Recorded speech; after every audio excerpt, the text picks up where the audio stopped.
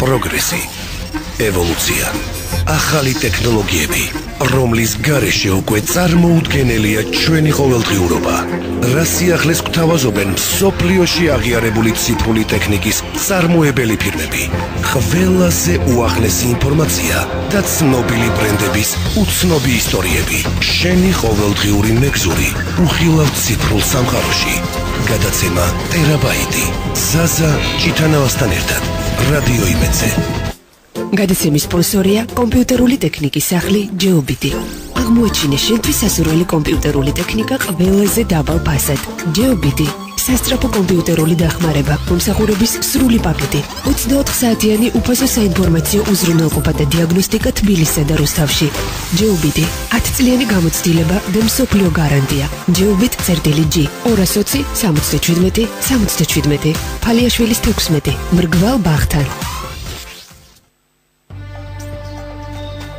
გამარჯობა 2015 წლის 15 იანვარია ხუთშაბათი და რადიო იმედის პირდაპირ ეთერში კვლავ გადაცემა ტერაბაიტია წამყვანი ზაზა ჭიტანავა მოგესალმებით. დღევანდელი გადაცემის თემაა პარკინგის თანამედროვე ავტომატიზირებული სისტემები. სტუმრად კი ასეთი სისტემების წარმოებელი გერმანული ბრენდის ვიორის საქართველოში წარმომადგენელი ბატონი ვალერიან ვარდანია მოვიწვიეთ. გამარჯობა და მადლობა. დედაქალაქში სხვაგან რომ არ წავიდეთ, შეიძლება უკვე ითქვას, რომ კატასტროფული ვითარებაა როგორც საცობების, ასევე მანქანის გასაჩერებელი ადგილების მხრივ. საცობებს როგორ მოევლება და მე რას მოახერხებს არ ვიცი ნამდვილად რთული წარმოსადგენელი და რთულად გასაკეთებელი საქმეა, მაგრამ პარკინგის პრობლემის მოგვარების მხრივ არსებობს თანამედროვე ტექნოლოგიების წყალობით გარკვეული შესაძლებლობები. ჩვენ ამ შესაძლებლობებზე ვისაუბრებთ. იმედი მაქვს, რომ დროთა განმავლობაში ეს ტექნოლოგია უკვე დაინერგება საქართველოში. არ მცირე ტენდენცია, რომ პარკინგი გათვალისწინებულია, მაგრამ როგორც წესი, მანქანის დასაყენებელი ადგილი პრობლემაა. როგორ შეიძლება ამ პრობლემის მოგვარება თანამედროვე ტექნოლოგიების დახმარებით?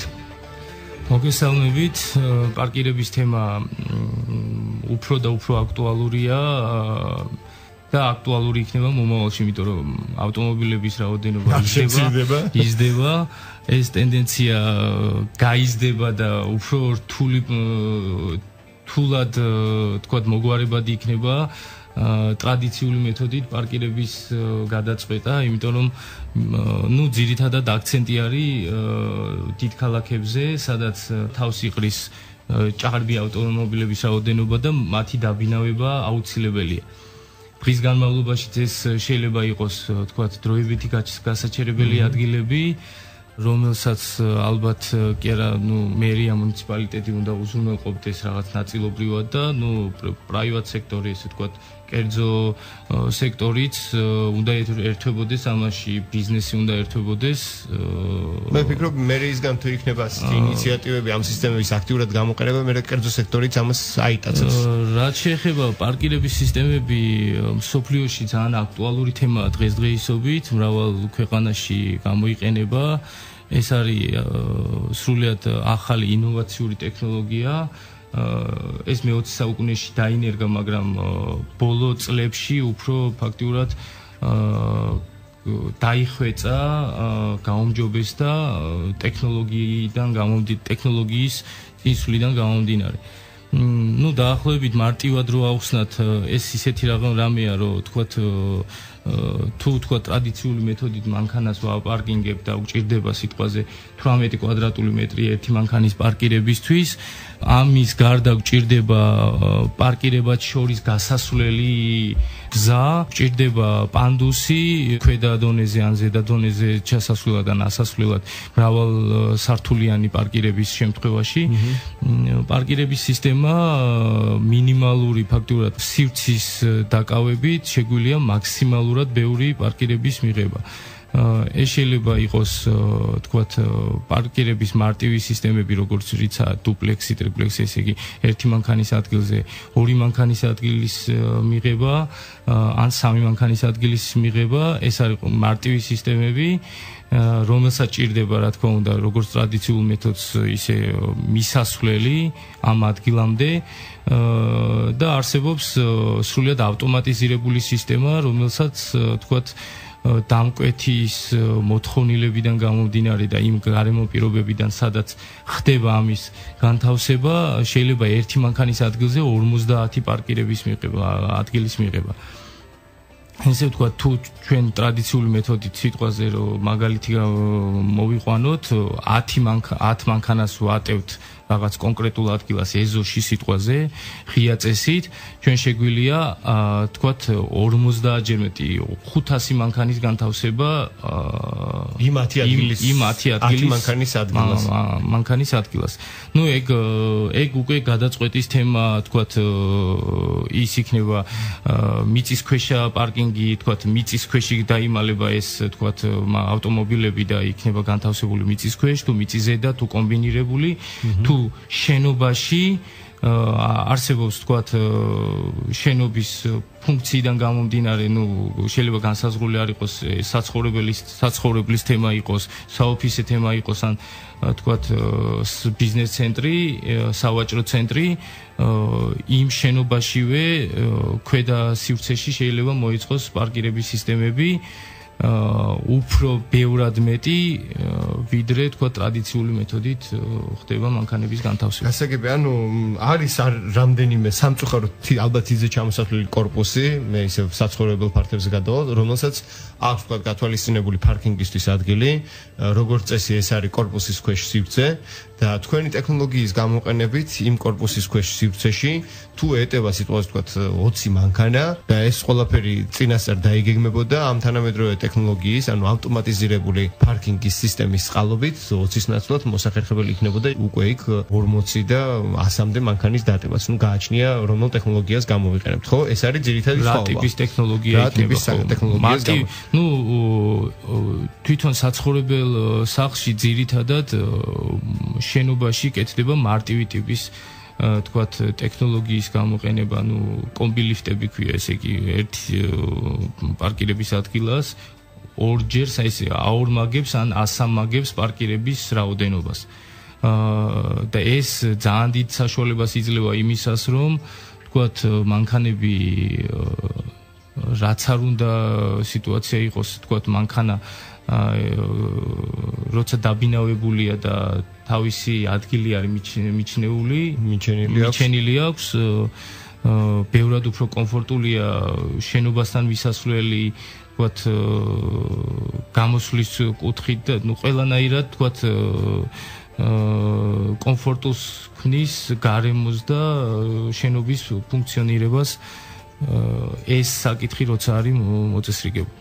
ძირითადად ევროპის ქვეყნებში ბარსელონაში, ნუ ესპანეთში ბარსელონა, მადრიდი, რომი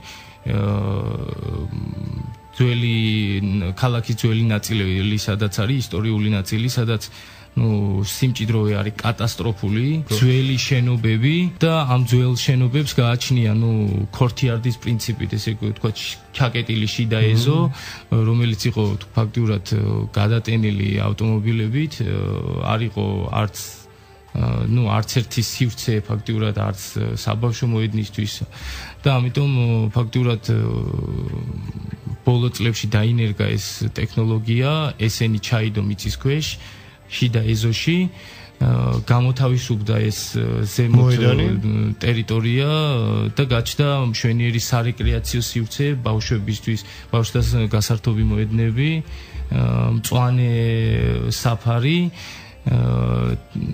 რომელიც ეს ფაქტურად ცხოვრების რაღაცნაირად ესეთი ტრანსფორმირება განიცადა ამან რეალობაში უკეთესობისკენ, რა თქმა უნდა. ალბათ რადიო მსმენელისთვის ადვილი წარმოსადგენელი რო იყოს იმ ეზოში და სივრცეზე, სადაც მანქანები იდგნენ, ამ ტექნოლოგიის წყალობით მოხდა ისე, რომ ეს მანქანები იმავე სივრცეში ოღონდ მიწისქვეშ ჩასვეს და ზევიდან არის ჩვეულებრივი მიწა, ბავშვები თამაშობენ, ან სარეკრეაციო ზონაა და საჭიროების შემთხვევაში ღილაკზე თითის მიჭერით მანქანის პატრონის მიერ მანქანა ამოდის მიწის ზედა სივრცეზე, უკვე გაკყავს მანქანა, ეს ლიფტი ჩადის და მიწის ზევით ისევ რჩება ის მდგომარეობა, რაც ვთქვათ მანამდე იყო და შესაბამისად სივრცე ათვისებულია 100%-ით. ჩვენ ამ სისტემებზე ალბათ უფრო დეტალურად უნდა გადავიდეთ, ჩემთვის ძალიან ისეთ საინტერესო არის, რაღაცა ირეალურია თითქოს, მაგრამ უკვე რეალურია ეს სისტემა, როდესაც მანქანა შეყავს პირველ სართულზე, ლიფტში შენ ადიხარ ცხოვრობ 25-ე სართულზე და მანქანა ამოდის და 25-ე სართულზევე შენს აივანთან დგას და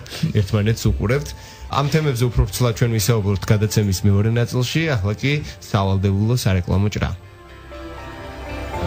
ტერაბაიტი, შენი ყოველდღიური მეგზური, უხილავ ციფრულ სამყაროში.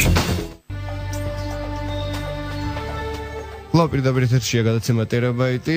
შეგახსენებთ ჩვენი დღევანდელი გადაცემის თემაა თანამედროვე ავტომატიზირებული სისტემები პარკინგისა. ჩვენ დღევანდელ გადაცემის სტუმრად მოვიწვევთ გერმანული ბრენდის ვიორის საქართველოს წარმომადგენელი ბატონო ვალ ვარდანია. მასთან ერთად ასე ვთქვათ ზოგადად მიმოვიხილეთ თუ რას ნიშნავს პარკინგის თანამედროვე სისტემები. როგორც ჩვენმა სტუმარმა აღვიხსნა, ეს არის მარტივიანით რომ ვთქვათ ტექნოლოგიურად ისე შესაძლებლობა რომ სადაც ადრე ვაყენებდით 5 მანქანას ახლა შეგვიძლია დავაყენოთ 10 და 50-მდე ავტომანქანა, გააჩნია სისტემას, რომელს გამოვიყენებ და მოთხოვნას, ეს რა თქმა უნდა ყველაფერი ფასებთანაა დაკავშირებული. როგორც მე ვიცი, თქვათ ვიორი არ არის ერთადერთი ბრენდი და მწარმოებელი ასეთი სისტემისა, ხო? იგივე ჩინური ბრენდებიც არის.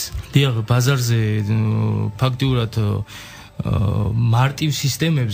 მარტივ სისტემებზე, რასაც ქვია კომბილიფტები, თქვათ, ერთ პარკირების მანქანის დაყენების საშუალებაზე, დიდი კონკურენცია მსოფლიო ბაზარზე, რამოდენიმე ქვეყანა აწარმოებს და ბრენდი, მაგრამ ავტომატიზირებულ სისტემაზე ფაქტურად ძალიან ცოტა მუშაობს, ხო? ძალიან ცოტა კომპანია მუშაობს და ერთ-ერთი ლიდერი არის ვიორი და ფაქტურად კონკურენტი არ ყავს. თვითონ კომპანიას აქვს 50 წელზე მეტი გამოცდილება ავტომატიზირებულ სისტემაზე, ისე 50 წელია ამ სისტემაზე მუშაობს. მანამდე იყო, თქვათ, უფრო ვიწრო სპეციალობით მუშაობდა პარკირების სისტემაზე, მაგრამ ავტომატიზირებულზე ფაქტურად დიდი გამოცდილება გააჩნია. დავყავით ჩვენ თემა პარკირების ავტომატიზირებული სისტემა 1 და პარკირების სისტემა 2. ერთი სისტემა ლიფტის პრინციპით აწევს ერთ მანქანას და გამოთავისუფლებულ ადგილას თქვენ შეაყენებთ მეორე მანქანას. ჩამოწევთ, გაიყვანთ, ასე შემდეგ და ავტომატიზირებული ალბათ ჩემზე უკეთესად თქვენ აუხსნით თუ რაშია სხვაობა ავტომატიზირებული სისტემისა პარკინგისა. პარკლიფტები, რომელიც არის ორი ტიპის, არის დამოკიდებული პარკინგი და არის დამოუკიდებელი პარკინგი. ესე იგი, რას ნიშნავს? დამოუკიდებული პარკინგი არის, თქვათ, ოჯახის ორ წევრზე ან ისეთ ადამიანზე გათვლილი, რომელიც, თქვათ, ზედა დონეზე მანქანის განთავსების შემთხვევაში ქვედა დონე უნდა გაანთავისუფლო ჯერ ავტომობილისგან, რომ ჩამოიყვანო ზედა მანქანა. ესე იგი, ისეთი პარკინგი ან დროში, თქვათ, გაწერილი პარკინგის დროს, თქვათ, ქვედა დონეზე, თქვათ, მომსვლელი ან მიმსვლელი, თქვათ, ძღოლებს უნდა ქონდეთ ერთმანეთთან კავშირი. ასეთი პარკინგის სისტემა არის, თქვათ, დამოუკიდებელი პარკინგის ზედა დამოუკიდებელი პარკინგის სისტემა, პარკლიფტი, რომელიც ზედა დონიდანაც და ქვედა დონიდან დამოუკიდებლად ხდება მანქანის დაცლა და დატვირთვა. ავტომატიზირებული სისტემა რითი, თქვათ, განსხვავდება ამ მარტივი სისტემებისგან.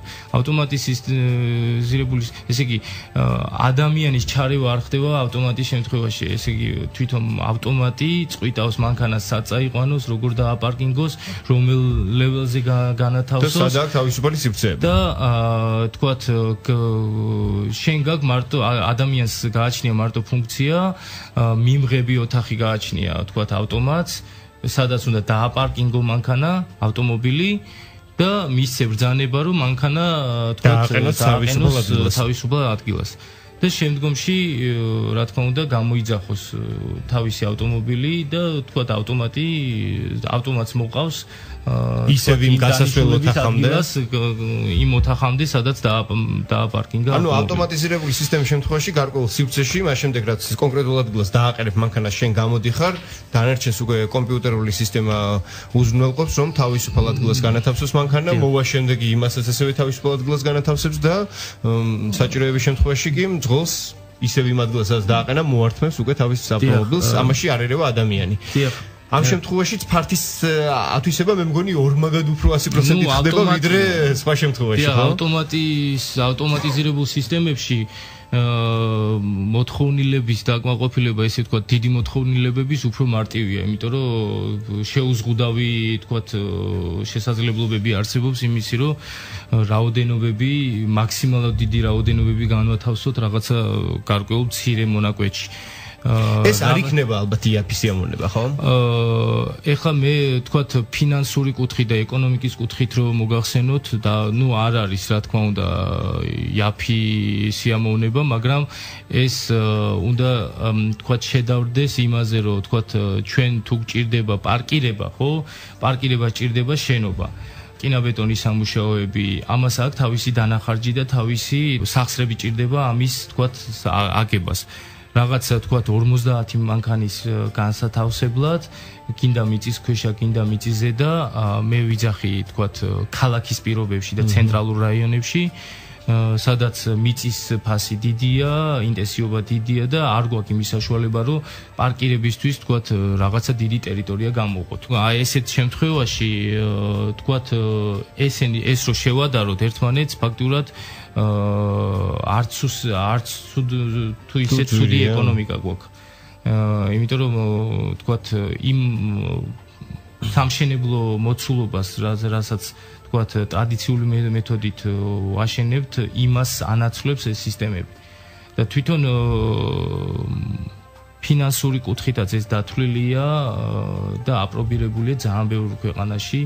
დიდ ქალაქებში ძირითადად ფაქტურად ალტერნატივა არ აქვს. კარგი, ალბათ $100,000 ღირს, მინიმუმ 100,000 ხო ეღირება ეს ავტომატიზირებული სისტემის შედარებით ყველაზე მარტივი სისტემა, როდესაც უკვე მაღალკორპუსიანი ბინების მომსახურებაზეა საუბარი. მან ეგ არის გათვლილი, რა თქმა უნდა, სისტემას გააჩნია სისტემის თქვათ დაცლა, შევსების სიჩქარე, სირთულეზეა დამოკიდებული.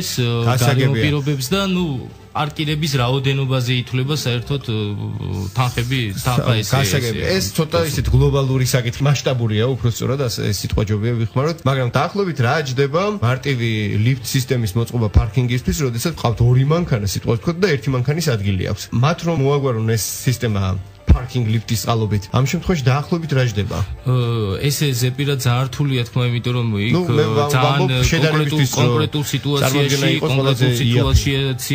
იქ რაღაც ესე თქვათ ცვლილებებს თქვათ ფინანსურადაც, იმიტომ რომ იქ დეტალებია.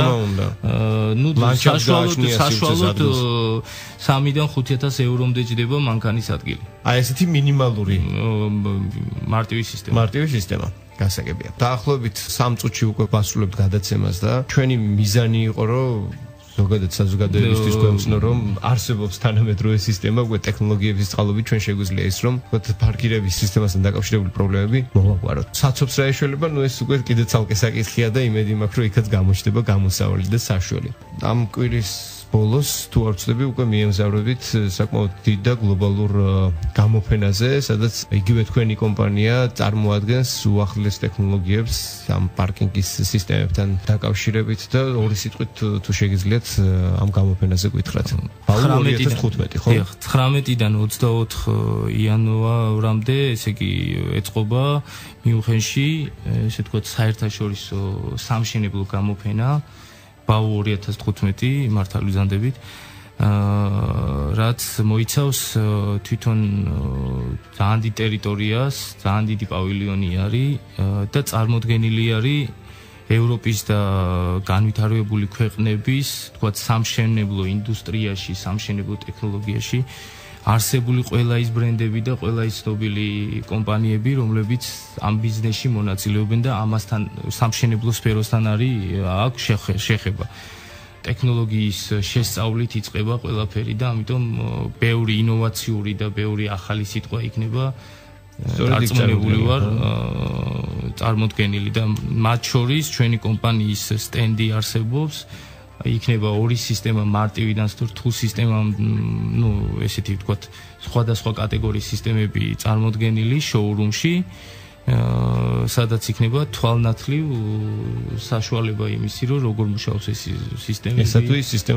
ესა თუ ის სისტემები, ვთქვათ, თავისი თვალით ნახოს ადამიანმა და ვთქვათ გაიზიაროს ის, ვთქვათ, გამოცდილება იმ კომპანიისგან და ის თქვათ შეკითხვები თუ რაღაცა აქვს ყველანაირად თქვათ დაკმაყოფილდეს იმითი რომ ადგილზე ნახოს ეს ყველაფერი. დიახ. გარდა ამისა, ჩვენ რადიო სინგლს შევახსენებ, რომ ტრადიციულად მოქმედებს და ისევ ძალაშია გადაცემა ტერაბაიტის Facebook გვერდი, სადაც როგორც ყოველთვის ყველა გადაცემის აუდიო ჩანაწერი პირდაპირ ეთერში გასვლის შემდეგ დაიდება და ამავე Facebook-ზე მაშინ თქვენთან შეთანხმებით დავდებთ რამდენიმე links, რომელიც სურვილ საშუალებას მისცემს ინტერნეტის წყალობით ნახოს ვიდეო თუ როგორ ხდება პარკინგ სისტემების მუშაობა და საქმეში რა არის ეს. ასე რომ მოკლედ კიდევ ერთხელ დიდი მადლობა, ჩვენი დიალოგი დასასრულს უახლოვდება. წარმატებულ წელიწადს გისურვებთ თქვენ, რადიო იმედს და ზოგადად მთელ საქართველოს და რადიო სინგლს კი ერთი კვირით ვემშვიდობებით თქვენს მედით გადაცემას. თქვენც ასევე გისურვებთ კარგ და წარმატებულ წელიწადს. მადლობა. პროგრესი, ევოლუცია, ახალი ტექნოლოგიები, რომლის გარეშე უკვე წარმოუდგენელია ჩვენი ყოველდღიურობა. რა სიახლეს გვთავაზობენ მსოფლიოში აღიარებული ციფრული ტექნიკის წარმოებელი ფირმები. ყველაზე უახლესი ინფორმაცია და ცნობილი ბრენდების უცნობი ისტორიები. შენი ყოველდღიური მეგზური უხილავ ციფრულ სამყაროში. გადაცემა ტერაბაიტი. ზაზა ჭიტანავასთან ერთად. რადიო იმედზე.